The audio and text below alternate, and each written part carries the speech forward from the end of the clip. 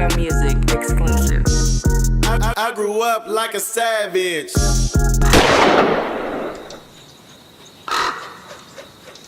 Telling you what you're doing. So the first thing I do, I look at the sign of attack. Like you saying something to me, like, ooh, I wouldn't have never said nothing. Then I look on your page, right? You and your baby mama arguing, and I don't even know how the fuck you attracted to her. You shouldn't say nothing about her, man. Bro. Shut the fuck up. If Instagram was around, I would have posted. Me and Mary would have been live. I'd have got my scene in. The world would have seen it. OnlyFans, whatever the fuck you got to think it is. Said a lot worse things about me. Man, yeah, and I ain't mean no harm. So for one, I want to say this: when anybody's talking about shit prior to like 2000, right? Let's always think of this shit in another. Hell, man, stop. Light, that's right? The Freaknik era so, and all that. So now they want me to be first respectful. of all, when we was young, a nigga can, I mean, you might get suspended or something, but niggas grabbed ass. Yeah. You'll go to jail for that right now. Yeah. So let's just clear all this shit up now, right? And so, but the way it happened, it wasn't even like it's like she kind of came with it and you didn't really bite the first time. And the next thing you know, y'all kind of got a real friendship, or somewhat. No, I don't know what you heard. What you mean? It wasn't no build up like that. I mean, if you it wasn't no build up. No. Well, I was just talking about the first time. Oh, the first time was the first time. Yeah. Well, I mean, like you I got me talking about it again. Yeah. And I don't want. I'm gonna make this disclaimer one more motherfucking time. Mary, I don't mean no harm. He bought this shit up. Because I don't mean no harm. You're not gonna mess my opportunity up because you might have heard I came out. But if Mary tried to do that shit again, I'm in. I'm a Scorpio. What the fuck is you talking about? Get down. Fuck is you? Oh, I'm sorry. Hey. Get down. Like it's for everybody. Man, listen. Huh? Oh yeah, get the book. But it is in a book. It is. I put all that straight on death row. I had to look back up. Thank you, Quasi. Get the book though. But something to look forward to in the book, and we can get off Mary is. Yeah. I love Mary, man. No disrespect. Which we've seen many women do. There's nothing wrong with what I'm about to say, but because she was going through shit at that time too. Man. We all know about her, right? Yeah. KC mad at me now because I said something about that book. Well, I was gonna say, you can say it. Somebody knocked on the door. She thought it was him. Yeah, she jumped on the damn floor like. I just thought that was hilarious. She jumped behind the couch. Because I'm just living vicariously through you at 15. I'm like, man, this nigga was a player, man. Like that shit was fun too. You hear me? And at the same time, but let's figure out how you found out that you could even have a chance with Mary. So Suge called me upstairs. He was downstairs already with him. This is the juicy part. Yeah, Suge upstairs in the penthouse, and he like, hey, old girl wants you to come back up. I'm like, who the fuck is the old girl? No, he said, come back upstairs, come along. So when he say come along, I just know either somebody up there finna get their ass whooped. Right. Something finna go down that he don't want me to bring nobody upstairs. But then he called back, hey, old girl want to see you. And I went back up there. Yeah. And she was sitting on the couch, and I'm like, shit. Like, I had been around in her presence. Like, seeing them kind of girls was all the time. Like, it didn't matter who you was. Right. But the fuck she gonna see me for when I'm sitting on the couch and shit and we talking and shit, and it was kind of like some grown people talk. Then it kind of got a little more grown up. And the thing about it is what you can't look at, and this is to the viewing audience, is that, man, this is like a girl coming with her homegirl and she getting left in there lonely. Yeah. Like, at that point, they become choosy all the time. Like, that ain't nothing new. It wasn't no motherfucking, it wasn't no, let me see your ID. Right. You know what I'm saying? She ain't asked me for my ID because I would have showed it to her. And I then gonna you lie rolling about with Suge Knight. Yeah, and then what the fuck What the fuck you gonna ask me? My room is right over there. We in a penthouse. My shit right there. Fucking she finna ask me. I had a room downstairs and I had access to get in the room. I think she knew what the fuck it was. Yeah. But she didn't know, she didn't ask me for my birth certificate. Yeah. But I gave her my birth certificate though. Yeah. And for sure that. And so Black Heart. We got to talk about who the friend was. Yeah. Oh shit, man. That's what you must don't want me to go to New York no more. No, that's not it. You talking about Puffy baby mama? I'm not finna do it. I'm not doing that. Yeah, please. That's right. Yeah. Right. Yeah. I'm talking about Misa. Yeah. Right. This is Puff baby mama. Yep. She was at the thing that I want, because this shit happens now, right? Yeah. And we try to. Thank you. We try to talk shit about all of these young dudes. Well, not we. I'm just saying, not me and you. I'm just saying, as a collective society, talk shit about the Kodak Blacks or the NBA young boys or the young dudes that they say do the fool, right? But it's no difference, like, or sharing women or whatever. Well, first off, I'm gonna definitely say it's a difference. But first off, even with saying that about Meeson, it looked bad, so to say. People take it in a certain way. It looks horrible. It does, right? Yeah. But the fact is that you only can fuck with the type of people in your community that's in your community. You understand what I'm saying? I've heard that. So you'll find yourself, wanting to talk, I guess, to another celebrity because you're around celebrities. So she just happened to have talked to such and such and such and such and such. You understand what I'm saying? So it's not like I think, let me go get it your girl. These are your options that you have. And my options is just the same as a motherfucker hanging around their college. You either fucking Tammy, Tamika, or Aisha. That's true. You know what I'm saying? But these Tammys and Tamika and Aisha happen to be celebrities. I'm going to say she should have went New York Nick instead of Death Row. Who? Misa.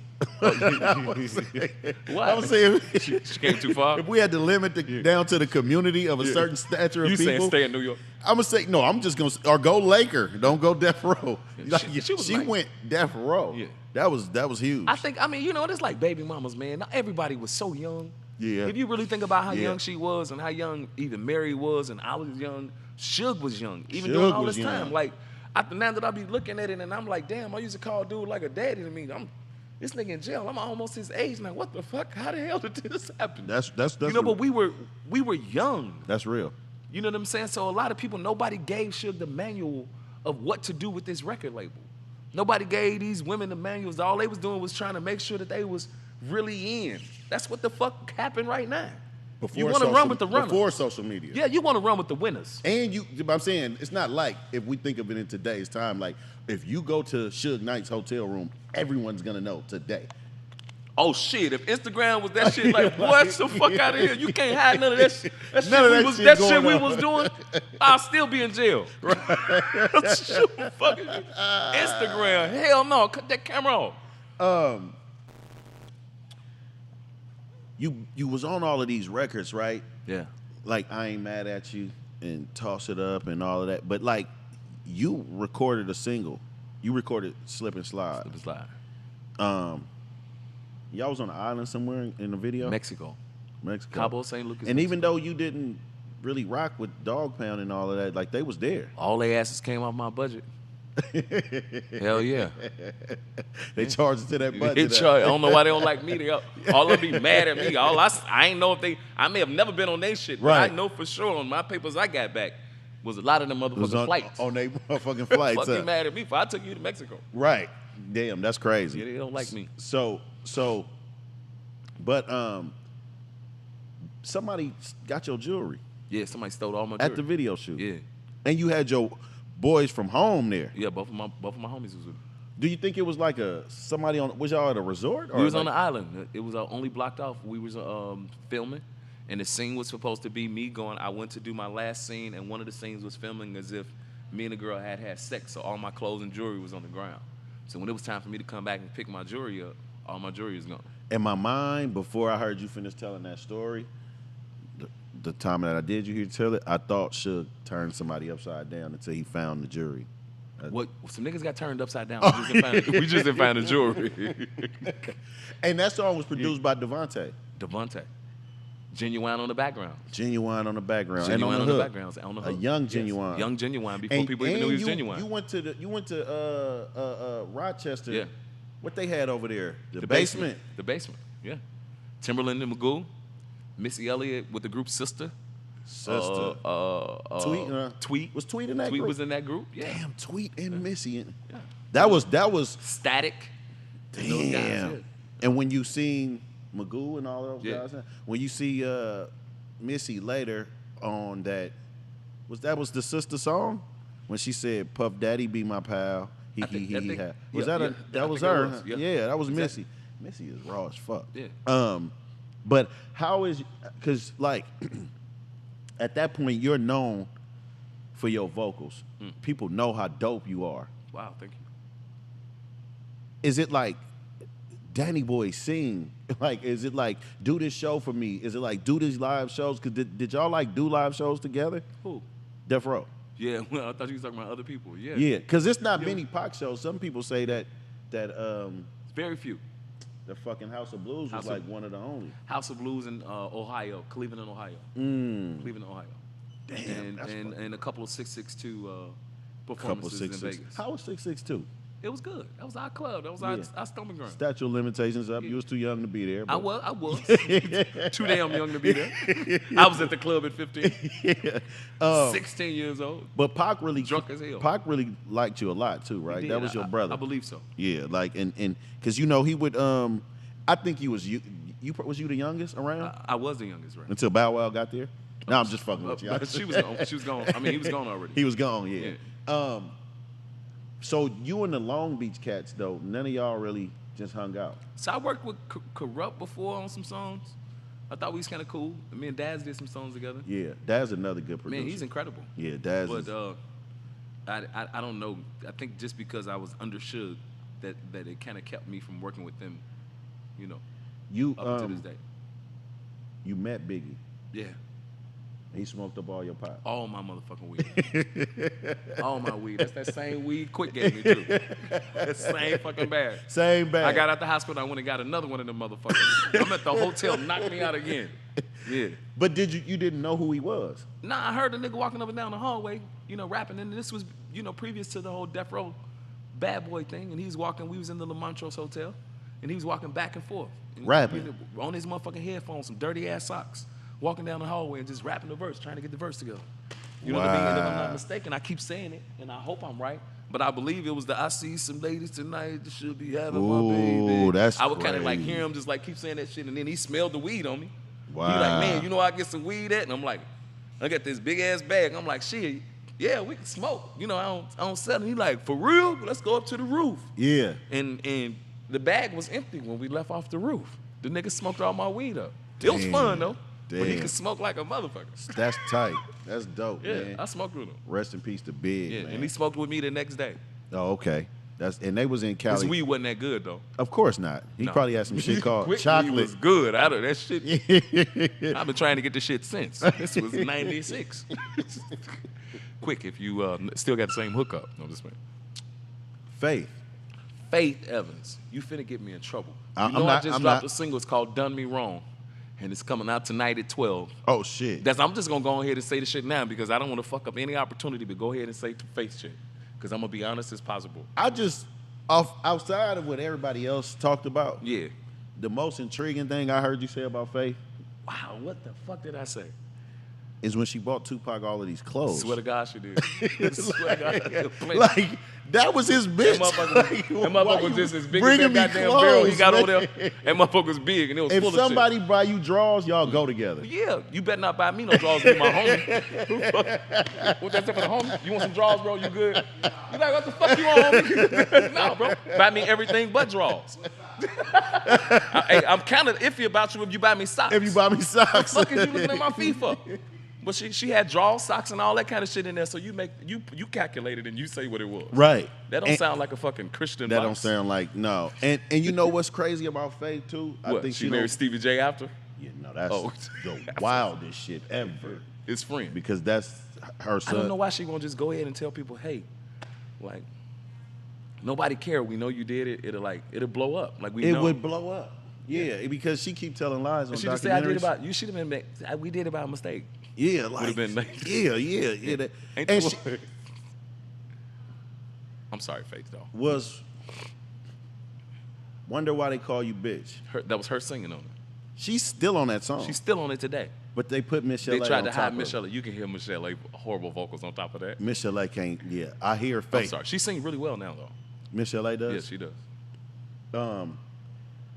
Faith is on that song clearly, but they recorded other songs.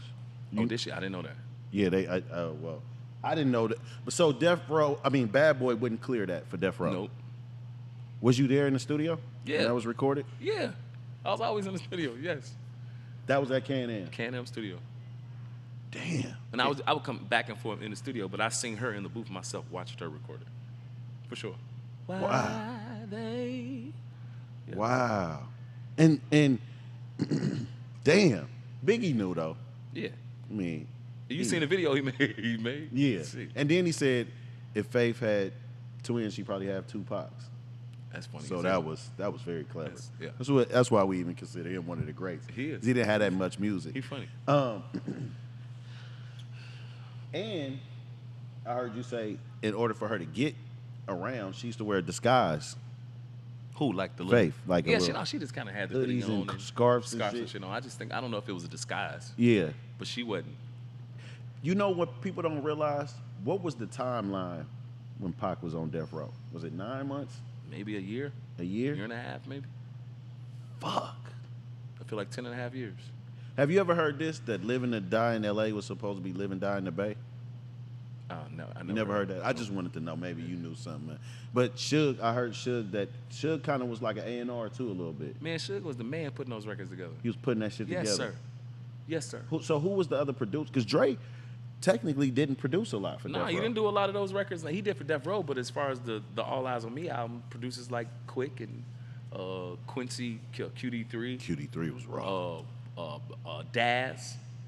You know what I mean? But they were musicians. That's what made the record good. People like Warren Campbell.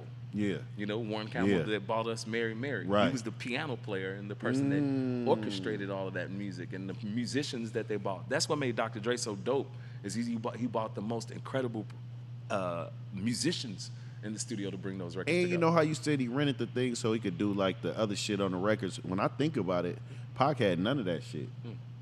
He didn't have none of that shit. I think the longest thing it was on What's Your Phone Number, when he started talking at the end and you would hear the talking. Yeah. What was the difference between Machiavelli and All Eyes on Me? Because Machiavelli is totally different. Right. Sound, that's Johnny J, right?